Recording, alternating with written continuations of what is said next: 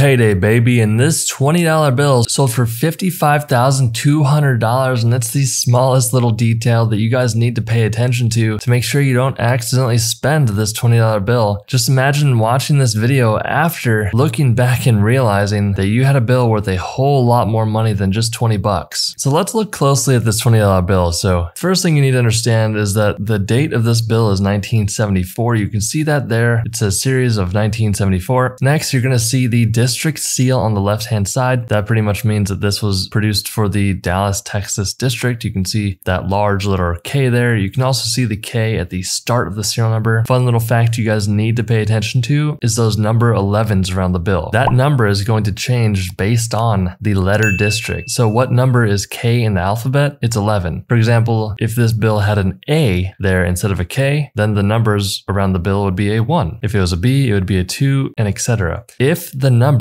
and the letter do not match, for example, if there's a large A there, but there are number 2s around the bill, that would be an error and it would be worth a lot of money. So next, we have to understand that the condition of the bill is super important here, guys. The higher the grade, the better. A bill like this, you're going to need to send it off to PCGS or PMG to get it certified and authenticated. But if you find a bill, don't fold it or damage it, because the lower the condition, the lower money it's going to be worth. So I've shown you guys the front of the bill. Now let's flip the bill. Oh, wait a second. Does that say 10? Yes, it does. And this bill is a genuine example of what collectors call a double denomination error. So it's important to understand that when they're producing the banknotes, they first produce the back of the bill and then they produce the front. What happened here is that likely the sheet of $10 bill backs got put into an area that they were producing $20 bills. Some collectors call this a $30 bill because 20 on the front, 10 on the back. Now what you'd really need to know is that if you find this, how do you sell it? How do you get the most money for it? Now what I recommend not doing is going to a pawn shop. Now nothing against pawn shops. You just have to understand that generally pawn shops are good at understanding a lot of different items, and they may not understand the true value of a bill like this. That's why you need to go to a coin or currency expert. I recommend going to at least 3 different coin shops. You know, you can talk to the coin dealer and ask him if they know any good currency dealers that would pay up for a note like this. One other thing you got to be careful of is if you come across one of these bills online and it's, you know, for example, a few $100s and you want to buy it because you saw in my video that it's worth a lot more money, you have to be very careful because there are people out there that will manipulate banknotes and make false errors. They'll essentially take a front of a $20 bill and glue it onto a back of a $10 bill, or they'll do some sort of alteration to make it appear genuine. That's why this bill pretty much needs to be authenticated before it's sold, because there are way too many scammers out there. But as far as selling the bill, like I said, go to 3 coin shops at least, get their opinion, see how much they'd pay for it. And that way, you know, you're not going to the first coin shop you go to where they offer you a few grand, where if the coin shop down the street would have offered you 20, 30, or 40 grand. You always want to shop around a bit. Also understand that these coin shop owners have a business to run. They need to make a little bit of money because they have an overhead to pay, they have rent to pay, they have employees, etc. So again, going to a coin shop is probably the quickest and fastest way to go about selling a bill like this. You don't have to worry about shipping it anywhere. You don't have to worry about, you know, potentially getting scammed online. There's a lot of different areas you have to navigate, but long story short, if you have a double denomination error like this and it's in really good condition, this is one of my favorite types of bills. I think it's such a cool banknote to have in a collection. But again, this one sold for $55,200. If you enjoyed this video, YouTube says you'll enjoy the video on the screen, so click on that video and I'll see you inside.